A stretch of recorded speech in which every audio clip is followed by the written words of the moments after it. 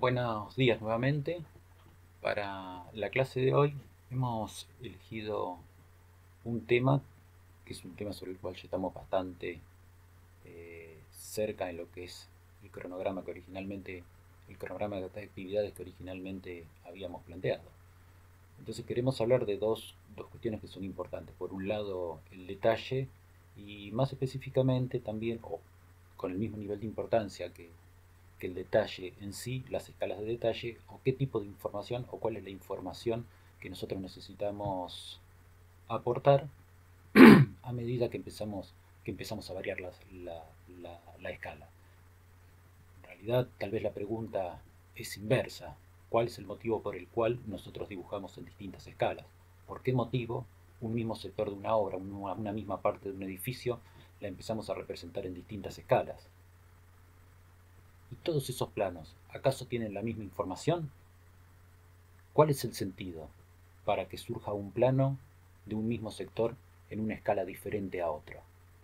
Entonces hay una serie de preguntas que nosotros nos hacemos y que son las que en cierto modo nos van a permitir entender por qué estamos haciendo las cosas. Primero nos preguntamos por qué y para qué dibujamos, para quién dibujamos, por qué dibujamos lo que dibujamos.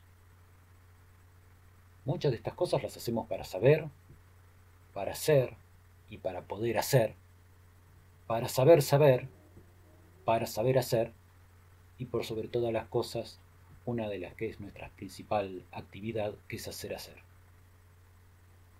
Entonces nosotros a lo largo del desarrollo de un proyecto tenemos distintos tipos de dibujos. Todos esos dibujos tienen su razón de ser en cada uno de los destinatarios. Hay dibujos que son los que van surgiendo en un principio, los que van acompañando las ideas, y otros son los que irán definiendo en definitiva la materialidad del proyecto. Nos quedamos con una frase de Charles Sainz que decía: los detalles no son los detalles, y decía: los detalles son el diseño. ¿No? Charles Sainz le daba muchísima importancia al diseño y lo veía como una parte indispensable de cada una de sus obras. Entonces hoy hablábamos de los distintos dibujos y de cada uno de esos interlocutores. Hay dibujos que son muy personales, que son muy encriptados, que son muy abstractos, que muy difícilmente alguna otra persona los puede entender, porque son los primeros dibujos que nosotros hacemos. Y ese primer destinatario directamente somos nosotros mismos. Es esa primera imagen que surge de la idea y que se transfiere al papel. Es una instancia necesaria, porque es la que nos va a permitir abordar y pasar a los pasos subsiguientes, donde cada uno de estos garabatos o cada una de estas abstracciones va a empezar a tomar una forma y en definitiva, posteriormente, empezará a tomar una materialidad. Muchos arquitectos tenían croquis de estas características y también croquis que con muy pocas líneas prácticamente podían definir lo que posteriormente se transformaba en el edificio, ¿no? Trazos muy sencillos de solamente un lápiz, un grafismo o un par de pinceladas de colores, ¿no? Yo traté de juntar cada uno de estos gráficos con las obras que posteriormente generaron. Entonces, cómo esa primera idea y cómo ese primer boceto luego terminan de transformarse en una obra de arquitectura. Pero también hay otro tipo de dibujos, ¿no? Sí, son los que hacen una síntesis, los que hacen una abstracción de la realidad, no de una realidad proyectada, sino de una realidad existente, ¿no? Como estos dibujos de Eduardo de Clérigo, como a partir de la observación de distintas situaciones urbanas de la ciudad de Nueva York, cómo con muy pocas líneas define la identidad de cada uno de esos espacios. El espacio real es realmente muy complejo y muy difícil es hacer abstracción para quedarse solamente con lo esencial, con solamente los trazos que pueden definir cada una de las formas o con cada uno de los edificios que son los que realmente le dan el significado al lugar que el observador escogió como punto para el desarrollo de estos dibujos. Cuando nosotros prestamos atención o miramos con detenimiento cada uno de estos dibujos, vemos que son muy pocas líneas, que son muy imprecisas, pero al ver el conjunto se puede entender perfectamente la esencia de cada uno de estos dibujos. Pero, volviendo al detalle, ¿cómo hacemos para que todas estas cosas sucedan? Muchas veces cuando vemos publicaciones de arquitectura nos llaman la atención estos pequeños espacios, esos rincones que seguramente el observador común pasa por alto. Pero nosotros, como diseñadores, como arquitectos, son los que realmente nos llaman la atención. Pero que para que cada uno de esos espacios o para que cada una de estas situaciones ocurra, hubo una persona que se detuvo y pensó que cada uno de esos rincones merecía un dibujo, merecía un análisis. Claro, cuando vemos el tamaño y las características que tienen cada uno de estos lugares, obviamente fue necesario buscar y utilizar escalas que permitían acercarse y permitían ver lo que ya en las anteriores era invisible. Entonces, estas escalas, las escalas de aproximación, las escalas que numéricamente son más pequeñas, pero que en los dibujos son bastante más grandes, son las que nos permiten ver todas aquellas cosas que en la generalidad se empiezan a pasar por delante. Y definitivamente, cuando nosotros observamos este tipo de edificios con este tipo de detalles, no es casual que nos llame la atención, porque lo que nos llama la atención específicamente es el grado de detalle o el nivel de pensamiento que se ha dedicado o el nivel de reflexión que el autor ha dedicado a cada uno de estos espacios, ¿no? Aunque en el momento el material que se utilice sea un material cotidiano, un material de uso habitual, ¿no? Apareció en algún momento ese nivel de detalle que es el que permitió visualizar de un modo distinto cómo se podía utilizar o cómo podía impactar en la imagen arquitectónica el detalle en el uso de cada uno de los materiales. Después hay otro tipo de representaciones en relación al detalle, que desde lo gráfico muchas veces son bastante atractivas o que permiten entender una situación constructiva con mucha claridad. Esta en definitiva corresponde a representaciones que están más vinculadas con lo comercial que con lo profesional o con el tipo de representaciones que nosotros habitualmente utilizamos para poder expresar lo que queremos de cada uno de esos espacios o para poder contar o para poder hacer esos espacios o esos lugares que nosotros hemos pensado. Los grandes maestros también se preocuparon por el desarrollo del detalle, para el desarrollo del detalle y por el desarrollo de un modo de construir a través de la repetición en el uso de un material, que permitía a través de distintas superposiciones o a través de distintas soluciones, que obviamente se dedicaban a todos esos lugares donde había una transición, donde había un cambio, donde había una interfaz entre los distintos subsistemas. En el punto donde la arquitectura tenía que doblar, ¿no? El punto donde la arquitectura dobla en la planta, el punto donde la arquitectura se termina en lo alto o el punto donde la arquitectura se termina en lo bajo, en la parte baja. Son todas las discontinuidades que plantea la arquitectura y cuando aparece una discontinuidad, cuando aparece una interacción entre las diferentes interfaces, necesariamente tiene que aparecer el detalle, independientemente de la escala de la obra. Mies la aplicaba desde la resolución de edificios de la escala del Sigram o a la resolución del problema de la casa Farnsworth. En todos los casos merecía un detenimiento y un análisis del detalle que permitía resolver lo que posteriormente iba a quedar a la vista e iba a ser la esencia de esa obra de arquitectura. Nuevamente lo que hablábamos hoy, el punto donde la arquitectura termina en la parte superior, el punto donde la arquitectura termina en la parte inferior.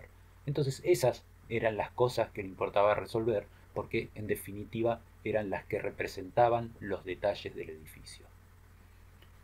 Y si bien decíamos que no importaba la escala de la obra, esto queda muy reflejado en lo que es la obra de Glenn Murcutt, ¿no? Esta es la casa Mary Shore de Glenn Murcutt, que uno podría decir es una vivienda que en el medio de una zona suburbana o en cualquier lugar pasaría desapercibida.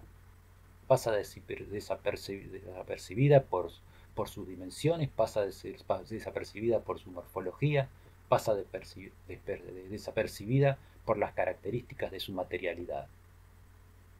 Independientemente de cada una de estas observaciones, no pasa desapercibida para el detalle. Y para poder desarrollarla es necesario pensarla, repensarla, dibujarla y volver a dibujar la cantidad de veces que sea necesario cada uno de los detalles. Ninguno de los detalles que estamos viendo en el conjunto de la obra está librado al azar. Todos los puntos, ¿no?, están resueltos. No solamente a través del dibujo, sino que hay cosas que el dibujo no puede expresar, entonces las tenemos que escribir. Por eso es que empezamos a ver planos que, además de la parte dibujada, empiezan a requerir de algunas descripciones del autor, que son las que en definitiva garantizan que el producto terminado, independientemente de la presencia del autor en la obra, lleguen a lo que el autor en su momento había definido. Porque cada una de estas situaciones, porque cada una de estas acotaciones ha sido pensada y ha sido calculada dentro del proyecto. No solamente en la resolución de las cubiertas, no solamente en la resolución de los cerramientos, sino en el edificio en todo su conjunto. Y cuando en algunos casos la escala de representación no es suficiente y el autor necesita ver más allá de lo que hasta ahora ha podido visualizar, recurre a algunos pequeños gráficos, algunas pequeñas ilustraciones que le ayudan a definir lo que ha percibido como un punto conflictivo. Y ese punto conflictivo naturalmente es el punto que necesita una mayor dedicación en la resolución, porque son los puntos donde pueden aparecer los conflictos o porque son los puntos donde puede aparecer algún tipo de inconveniente dentro de la obra. Entonces, a veces los dibujos empezaban a aparecer, las aclaraciones empezaban a aparecer por acá o empiezan a aparecer por acá cuando se analizan también distintas variables para una misma solución.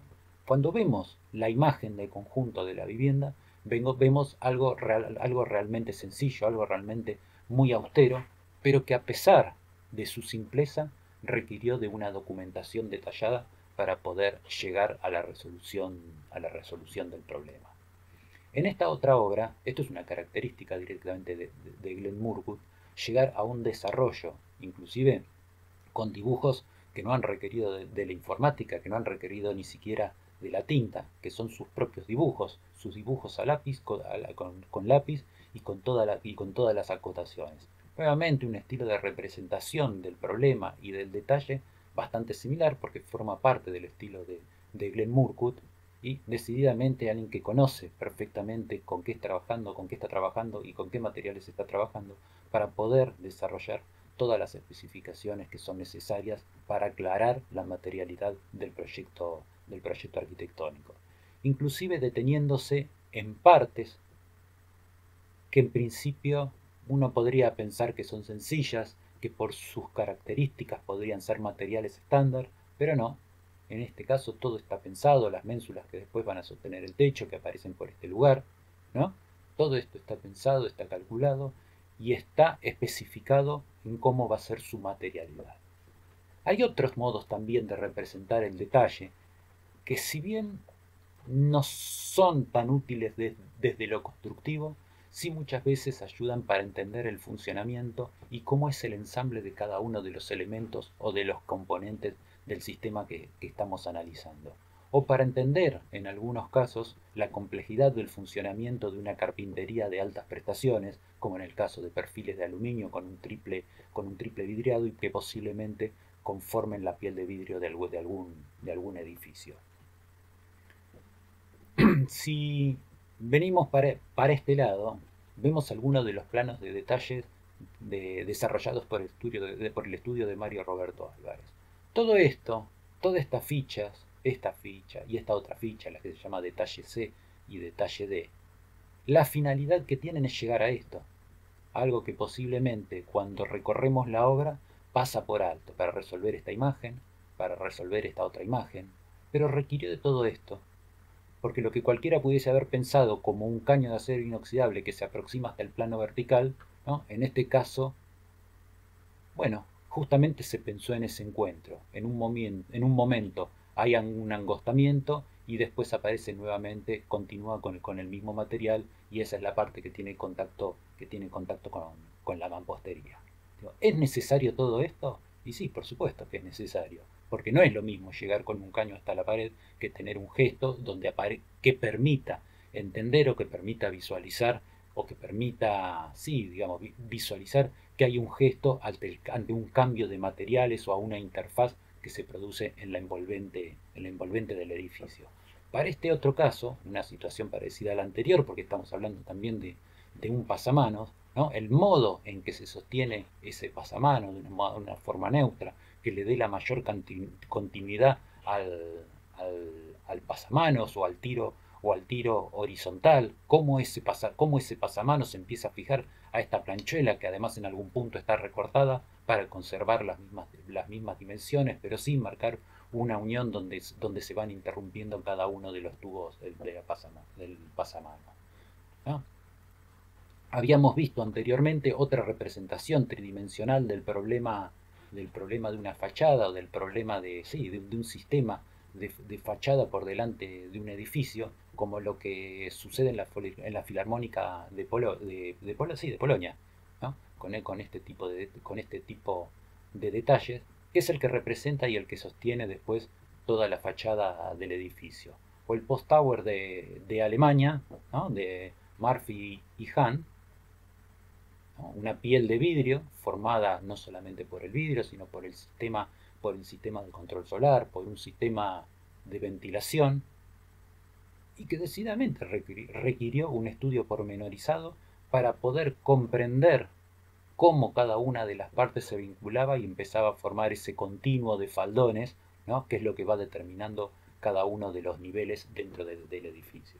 Creo que en otras oportunidades hemos visto que hay muchísimos dibujos publicados interesantísimos, ¿no? Los dibujos de Renzo Piano, como desde dibujos que son muy primarios y muy a nivel boceto, como todos estos que aparecen acá, y que después empiezan a tener su forma real o su materialidad a través de algo o a través de un elemento. Cuando prestamos atención no difiere prácticamente de lo que eran los croquis iniciales, ¿no? Esos croquis que primeramente eran un corte, que entendían cómo se iluminaba, cómo servían para condicionar el sonido, que después se empezaron a transformar en croquis tridimensionales para ver cuál era la estructura que los sostenía y cómo se vinculaban con el resto del edificio, ¿no? El Museo Kimball, otro caso particular, y también con dibujos de Renzo Piano, algunos en hojas tipo de carpeta escolar, no requieren demasiada virtuosidad en lo que es la representación del detalle, ¿no? Es un modo de dibujar interesante, muy personal y muy típico de él. Pero son pero son los croquis que le permiten analizar y entender el funcionamiento, ¿no? Estas son las cosas que nosotros mentalmente, o que cualquiera de los arquitectos mentalmente no puede resolver, y son las primeras cosas que van surgiendo de ese entramado de pensamientos que es el cerebro. Entonces, cuando estas ideas, cuando estos pensamientos tenemos que empezar a transmitirlos hacia otras personas, tienen que transformarse en croquis. Primero, en esos croquis encriptados, hasta que después empiezan a ver la luz sobre formas más entendibles y seguramente con detalles directos que seguramente también son materializables.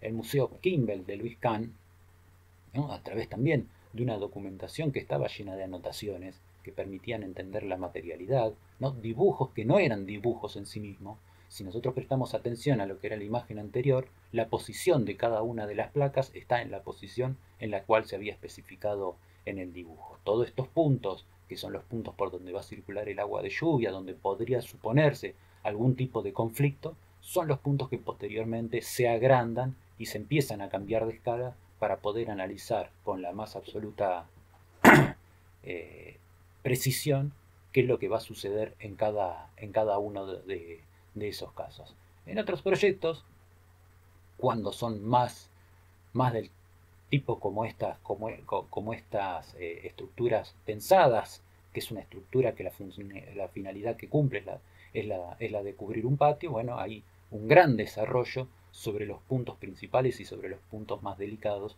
que son los sectores, aquellos desde los cuales la lona empieza a estar tensada, ¿no?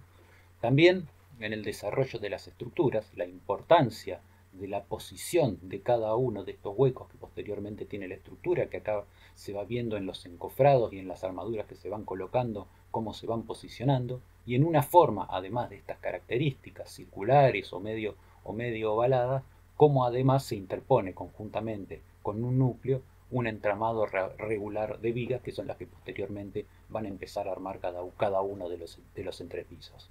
Pero bueno, acá, en esta instancia de la obra, ya se está pensando en algo que va a suceder muchísimo después, que es el armado de cada una de las oficinas y de cada uno de los espacios dentro del edificio. Con lo que estos huecos, este patrón de huecos, ya no tiene ninguna posibilidad de movilizarse del lugar donde está. Entonces deberán ser replanteados y pensados y requerirán de la documentación absolutamente precisa para que se empiecen a desarrollar en cada uno de los puntos en los cuales fueron pensados. Este tipo de planos no son planos muy habituales dentro de la arquitectura. Es más, prácticamente no existen planos de estas características, porque en un plano de estas características la verdad que nosotros no podemos ver absolutamente nada. No es que no vemos, sino que no entendemos, y no podemos entender porque hay información que está tapando a otro tipo de información. Independientemente de que sea un plano inútil, termina siendo un plano muy necesario, y posiblemente alguna de las documentaciones fundamentales para el éxito de una obra de arquitectura. Que este tipo de planos, en definitiva, son los que representan lo que nosotros pensamos de la arquitectura o lo que nosotros tenemos de la arquitectura en la cabeza, que es la totalidad del problema. En este plano está todo superpuesto. Entonces, si nosotros no pensamos en la superposición o en la simultaneidad de instalaciones y de elementos constructivos que aparecen dentro de la obra, posiblemente empecemos a encontrar interferencias.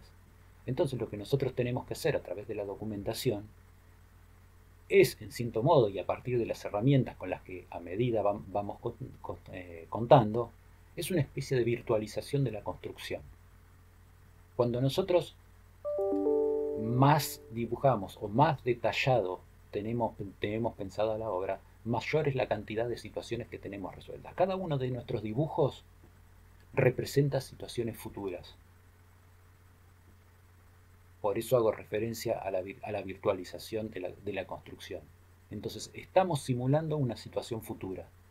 Entonces, las cosas o los inconvenientes tienen que suceder en los dibujos antes que suceder en la obra. Si no sucede en los dibujos, obviamente sucede en las obras.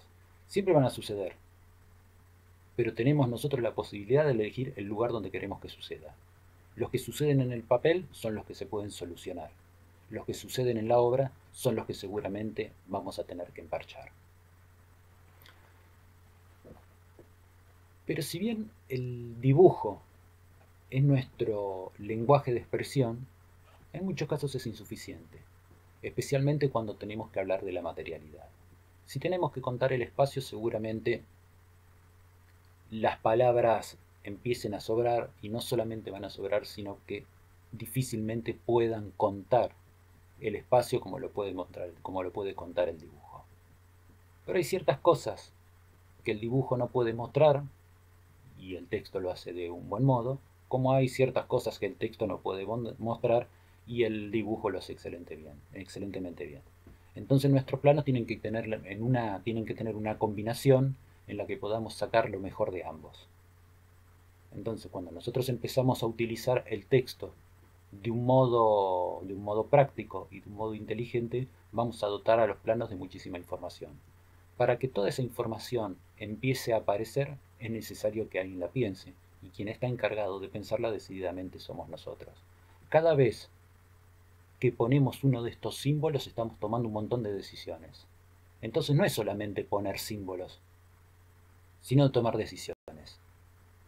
Cuando los símbolos no están puestos, posiblemente que las decisiones tampoco estén tomadas. Entonces aparecen como descripciones vagas y descomprometidas de lo que debería ser la materialidad de un edificio. Además tenemos un montón de herramientas y de símbolos que sí es necesario utilizar dentro de los planos para que la documentación se entienda correctamente.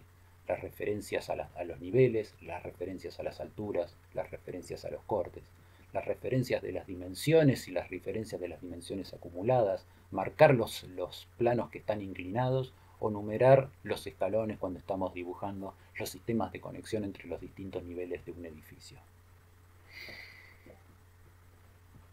Y a veces también nos aproximamos para poder ver lo que antes no podíamos ver o que la escala anterior no nos dejaba visualizar.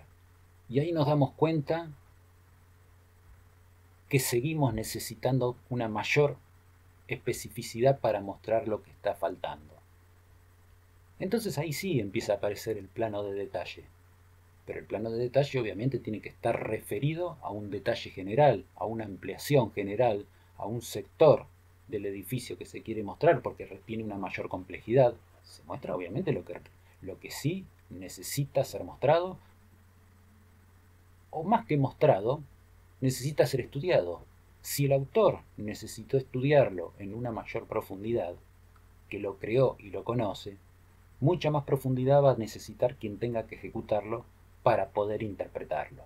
Entonces todo lo que no esté expresado en los planos queda en la libre interpretación de quien lo haga. Y esa libre interpretación casualmente podría coincidir con la del autor, pero en la mayoría de los casos empieza a diferir. Entonces, cuando este tipo de información no aparece dentro de la documentación de las obras, corremos el riesgo que la obra se transforme no necesariamente en lo que nosotros habíamos pensado. Y cuando nos referimos a sectores complejos, también es necesario referenciarlos hacia escalas más amplias o hacia escalas más abarcativas para que se logre entender con exactitud y con precisión de qué sector del edificio o a cuál sector del edificio es al cual estamos haciendo referencias.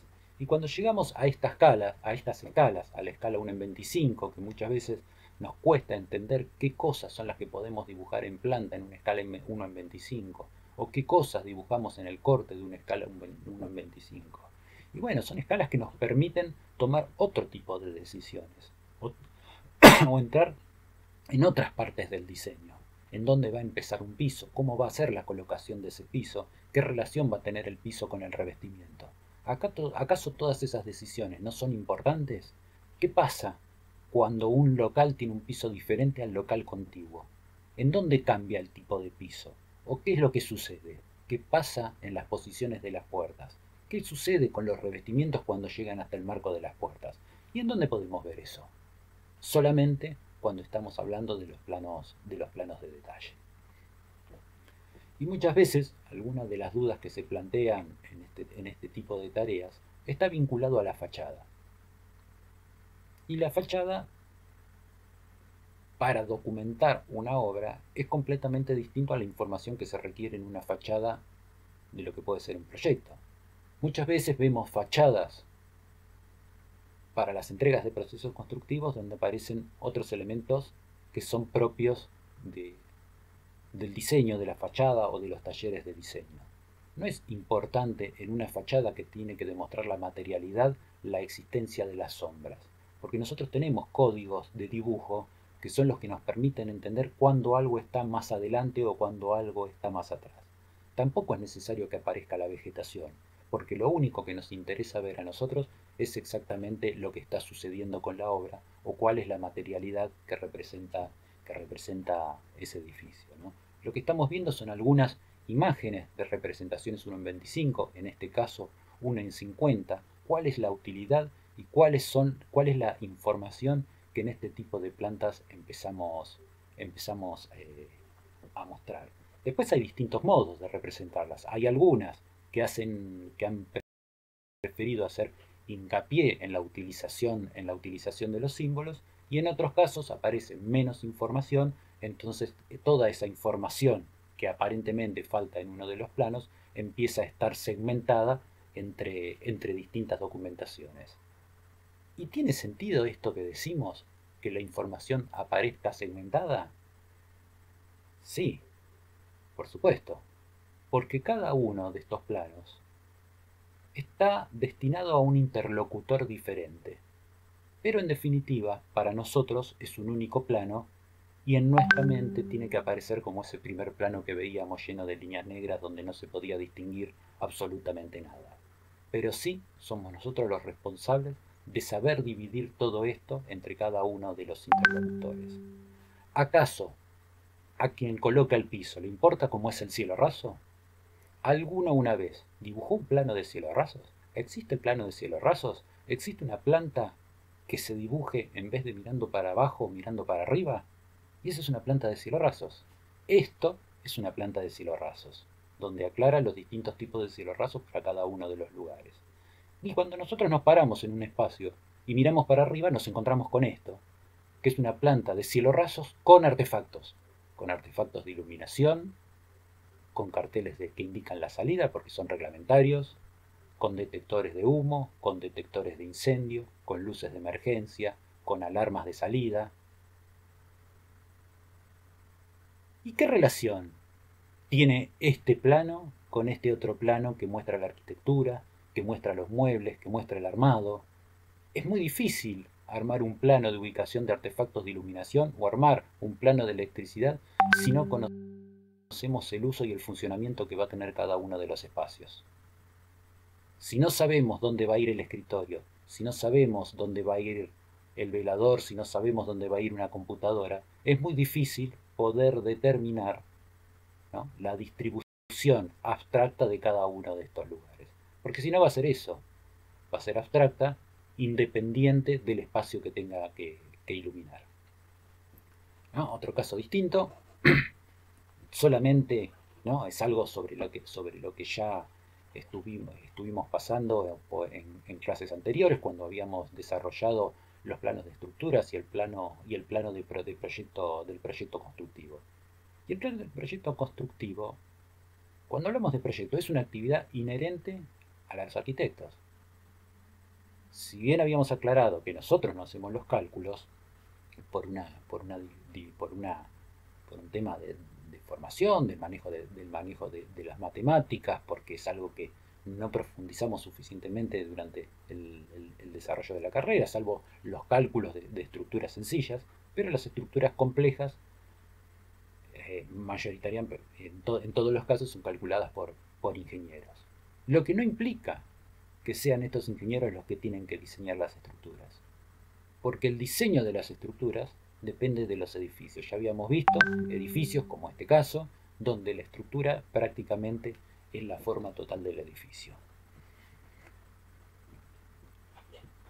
Las escaleras también son un tema complejo, un tema muy difícil dentro de la arquitectura, porque es una pieza ergonómica, porque está en función de las medidas del cuerpo, porque está en función de la comodidad, porque si la escalera no es cómoda, si la escalera no tiene las dimensiones adecuadas, no solamente es un tránsito incómodo el utilizarlas, sino que además podría producir algún tipo de accidentes.